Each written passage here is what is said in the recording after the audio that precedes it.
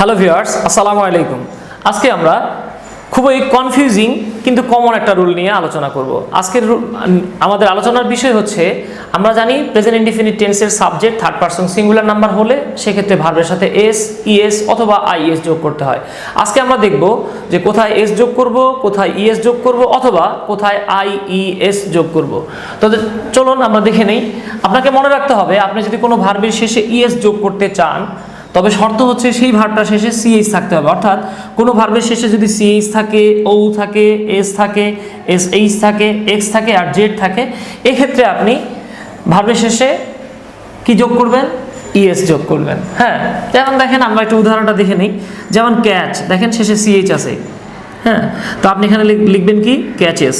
Match, CH আছে, দেখেন CH, আমরা ইএস যোগ করলাম। এরপরে যদি দেখেন ও থাকে, যেমন দেখেন আমরা এখানে লিখলাম গো। দেখেন তো সাথে ও থাকার কারণে আপনি কি লিখবেন? ইএস। থাকতে পারে ডু, ও থাকার কারণে লিখবেন ইএস। একইভাবে দেখেন যদি শেষে এস থাকে, যেমন কিস, শেষে এস আছে, আপনি যোগ করলেন ইএস। একইভাবে দেখেন যদি এস এইচ থাকে, যেমন ফিনিশ, অ্যাবলিশ, এস্টাবলিশ, ডিমিনিশ, দেখেন এইচ এস থাকার কারণে আমরা যোগ করলাম ইএস। একইভাবে দেখেন যদি এক্স থাকে, যেমন মিক্স, আপনাকে লিখতে হবে ইএস, মিক্সেস, ফিক্স, ফিক্সেস। একইভাবে দেখেন জেড, বাজ, বাজ শব্দের অর্থ হচ্ছে ভন ভন করা বা একই শব্দ বারবার উচ্চারণ করা। দেখেন বাজ, শেষে জেড আছে, আমরা যোগ করলাম ইএস। তো এইভাবে খুব সহজেই যদি সিএইচ, ও, এস, এইচএইচ, এক্স এবং জেড পাই, আমরা সেক্ষেত্রে ভার্বের শেষে ইএস যোগ করব। এবার দেখি আমরা কোথায় আমরা আইএস যোগ করব। ভার্বের শেষে যদি আমরা আইএস যোগ করতে যাই, শর্ত হচ্ছে দেখেন প্রথমে কনসোনেন্ট, তারপরে ওয়াই থাকতে হবে।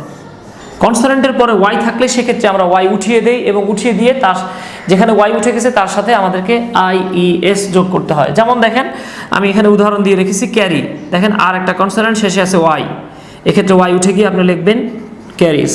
ম্যারি, এই দেখেন আর একটা কনসোনেন্ট, সাথে আছে ওয়াই, তাহলে আমরা কি লিখবো? দেখেন আইইএস।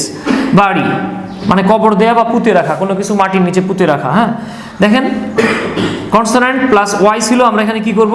আইইএস। একইভাবে দেখেন ক্রাই, কনসোনেন্ট প্লাস ওয়াই আছে, আমরা লিখব আইইএস।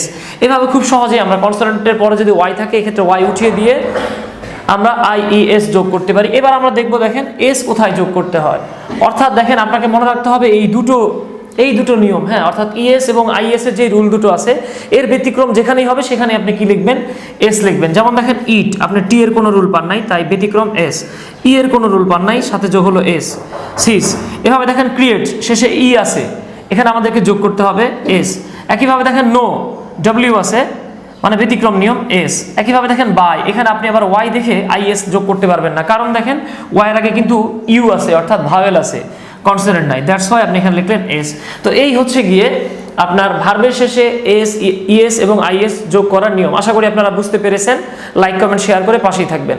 বাই।